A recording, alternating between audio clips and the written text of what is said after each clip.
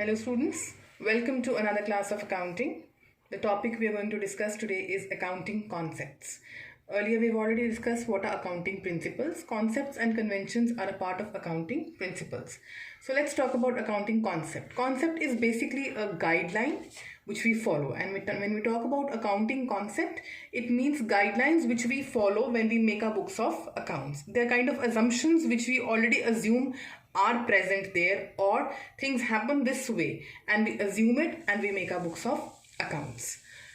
This gives uniformity because everybody will follow the same assumptions, and comparability. When we make the books of accounts following similar principles, standards and assumptions, then the results are comparable. If different people follow different ways of making accounts, then the results are not comparable. The first concept is business entity concept. This concept says that the owner and the business are two different entities. Owner is separate, business is separate. The transactions of business are different and that of owner are different. Though we know that owner is the person who's running the business, he is the person who has invested the money, but still business and him are two separate entities. They are not one and the same. That is why when the person invests money in the business, it is his own money. But when we prepare the books from business point of view, that money is regarded, the capital which he has invested is regarded as liability, because the business has to pay back that money to the owner.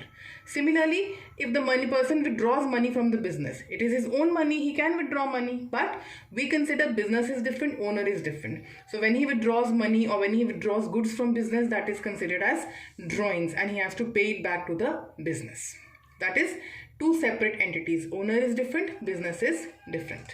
Next concept, going concern. As the name says going.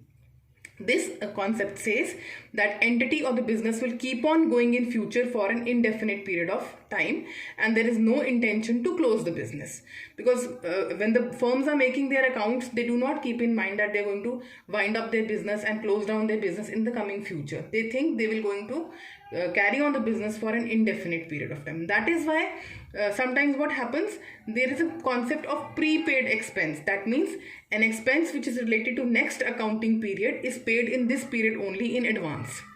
If the business thinks that it is going to close, will it pay something in advance? It will not pay, because it thinks that we will pay this year the amount which is due for next month or next accounting period, because it thinks it will keep on doing its business. Similarly, sometimes what happens, there is some expense which the business is not able to pay at that time and it becomes outstanding. That means the business still has to pay it for the period in the future. So if somebody is allowing us credit, creditors give us credit, yes, and we give credit to our debtors. Why? Because we do not think that the money will not be paid to us. We think in the future the business will keep on going and we will get the money, or we will pay the money accordingly, right? Money measurement concept. In accounts, only those transactions which are capable of being measured in monetary terms or in the means of money, which we call rupee in our country. It is rupee. Only they form a part of accounting books. Things which may be important for business but which are not capable of recorded in monetary terms cannot be considered in books of accounts. So again, this gives a uniformity. Only we are very clear. Things capable of being measured in monetary will find a place in accounting books, and which cannot be measured in terms of money will not have any place in accounting books. Accounting period. Now, when we make our books, we always make it for a particular time period. Normally it is 1 year, and that 1 year, when we talk about account, is known as accounting year. It starts from 1st April of 1 year and ends on 31st March of next year. That means 1 year. Financial year is basically हमारा जो calendar year है, that is from 1st Jan to 31st December.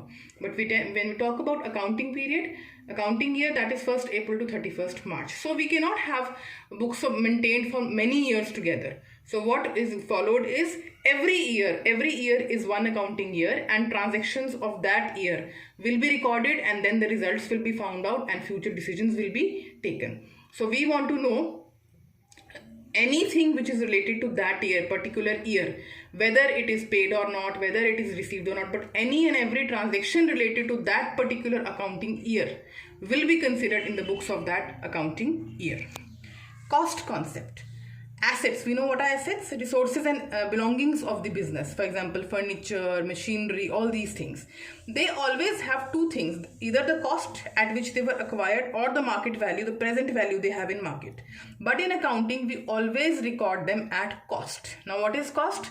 The purchase price at which we purchase that asset, plus any transportation or cartage if we have given to bring that asset to the business place, and installation if we have to install that asset, some charges are paid. This all forms a part of cost of that asset.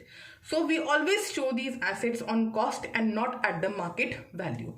One, market value keeps fluctuating, so we have to keep making changes in our books of accounts. That is why we take cost. Cost remains the same. The only thing is we minus depreciation. You know what is depreciation? Reduction in the asset, value of asset due to wear and tear, due to time, due to, it becomes outdated. That reduction in cost is known as depreciation. Only that is reduced from the cost, and then we show it in the books. So cost concept says the assets have to be recorded at cost and not at market value. So we are very clear when we make our books of accounts that any asset, whatever be the market value, we always have to show them at cost.